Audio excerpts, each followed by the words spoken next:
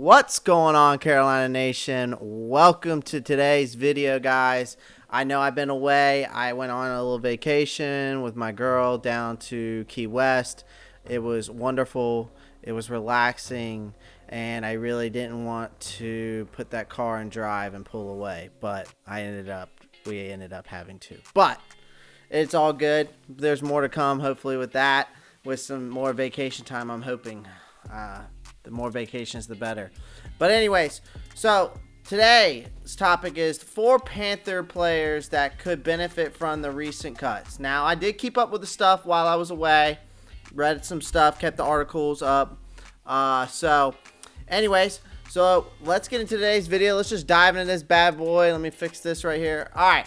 So, first question I have to ask all of you in my audience is, which Carolina Panthers could benefit most from the recent cuts to free up some additional, funds, cap space, ahead of free agency?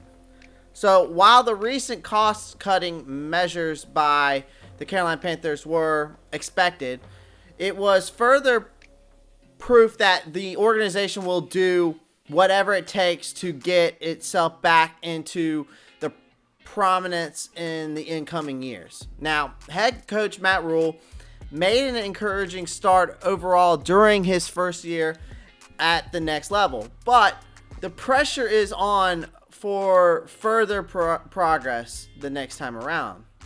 And I think this is something that Matt Rhule is already aware of, So owner David Tepper is sure to have an influence on what major incoming join Carolina in the coming weeks. Now, with his ambitions to land, obviously, quarterback Deshaun Watson from the Houston Texans, absolutely is no secret at this stage, obviously. So, they will be moving forward without Kawan Short, Stephen Weatherly, Trey Boston, and Michael Pilardi. I don't even remember how to pronounce this guy's name. We're all cut ahead of time, which leaves the Panthers with $39.8 million in salary cap space. So it's clear this is going to be an exciting and dramatic few weeks. So what quality is brought into the franchise will be absolutely crucial. But much will obviously depend on how much those currently on the roster improve, during the 2021 period. So while we're on this, let's take a look at the 4 players I think that will benefit from these recent cuts that the Carolina Panthers have made. And I'm going to first start off with Joseph Charlton, the punter.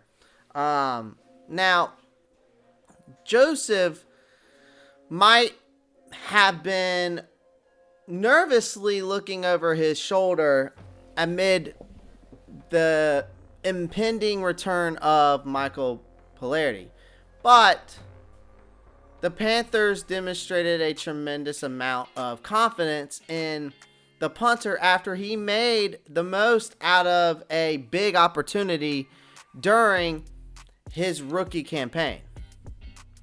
This was a shrewd pickup by Carolina and one that can stand them in good stead moving forward. Charlton averaged like 46.3 yards per punt in 2020, and obviously did enough to convince the coaching staff that he's the right man for the job. Now, there were obvious financial benefits with Pilardi's release that cannot be ignored. Now, however, Charlton's form made the decision that a little bit easier. So the next player I think is going to benefit from this is Sam Franklin, Carolina Panthers safety. Considering Sam came to Carolina Panthers as an undrafted free agent with little in the way of expectations, his performances when thrust into the lineup was encouraging, to say the least. Linking up once again with his former college coach Matt Rhule was the best possible outcome for the safety, and there might just be an opening for more involvement in 2021. So now that Trey Boston won't be around after struggling to find the form of 2019 that earned him a 3-year, $18 million deal during the last free agency period, there is the prospect of Carolina moving Jeremey Chin to the back end after the stud rookie, shined at outside linebacker. Now, although that would leave Panthers short of energy at the second level, even if the Panthers choose to go down this route, I think Chin should be seen as more of a defensive playmaker rather than being tied to one position on the field. So some additional options will be sought out, I think, in free agency or the 2021 NFL draft. But being around the team last season and making a notable contribution gives Franklin every chance of earning a more sustainable role. Franklin finished his first year in the pros with 15 tackles, 1 sack, 1 pass defended, 1 quarterback hit, 1 tackle for a loss. And apparently, he'll have gained an untold amount of confidence and belief that he belongs in the NFL. So there could be plenty more to come. So the next person I want to talk about, Zach Kerr, the defensive tackle. Now, releasing Kawan Short was not a slight on the Supreme Service. He's given the Carolina Panthers throughout a glittering career that came with 2 Pro Bowl selections. It was more a case of money and the defensive tackle's inability to stay healthy over the last 2 years. Carolina's defensive front proved in 2020 that there will be life after Short, with one player in particular performing well above expectations that cushioned the blow of the veteran's early trip to the reserve injured list for the second straight campaign. Now, Zach Kerr signed a 2-year deal in free agency last spring and made the most of his opportunity in Short's absence. The former Delaware standout was a key component in the unit, becoming a force to be reckoned with over the second half of the season. And this leaves absolutely no doubt he can be a major piece in the puzzle next time around. Now, Kerr recorded 32 tackles, 2 sacks, 9 quarterback hits, 2 tackles for a loss, 1 forced fumble, 2 passes defended, and 13 pressures in 2020. The lineman didn't miss a single tackle attempt and attained an eye-catching 84.1 grade, apparently from Pro Football Focus, to further highlight his surprising influence from 37% of Carolina snaps on defense, which, providing Effie is brought back and another player is brought in to complement what the Panthers already have. The sky here is the limit for this group. The next player I want to talk about is YGM, defensive end. It was clear from very early on that the free agent signing of Stephen Weatherly was never going to work out.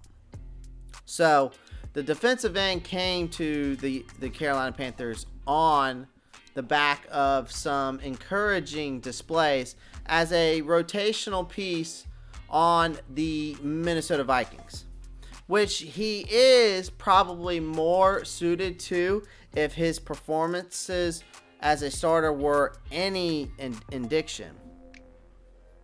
Weatherly was one of the easier cuts Carolina will make this offseason, but the move also represents a significant amount of faith in YGM, making some enormous strides in 2021.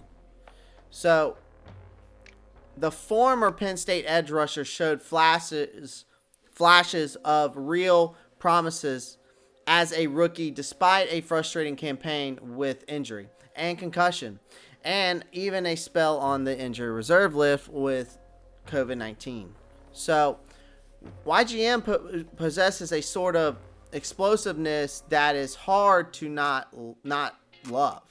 So providing the player makes some improvements to his game in the incoming months, he is a potential breakout. I mean, and when competitive action rolls around later this year. So Carolina got extremely lucky when YGM fell into their laps at number 38 overall in the 2020 NFL Draft.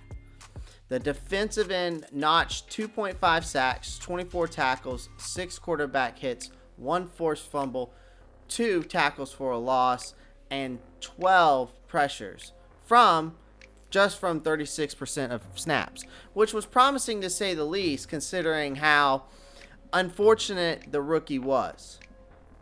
YGM is reportedly going to be working with Brian Burns and Stanley McClover this offseason, which will be another incredible learning tool he can take with him into training camp. So guys, those are my 4 guys I think that benefit from the cuts that the Carolina Panthers made. Pound that like button, pound the subscribe button if you haven't already. Comment down below, let me know what you think. Panther Nation, Pantherologists, y'all know what to do. And I'm back. Keep pounding.